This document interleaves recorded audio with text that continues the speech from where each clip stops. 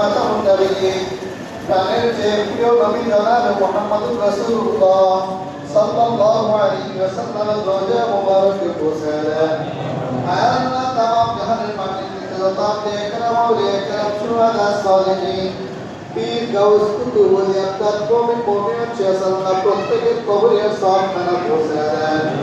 আয় আল্লাহ আপনাদের হাত বাড়াইলাম মায়ের বংশে বাবার বংশে যত আত্মীয় স্বজন কবর বসে আল্লাহ প্রত্যেকের কবরে সওয়াবখানা পৌঁছে দেন।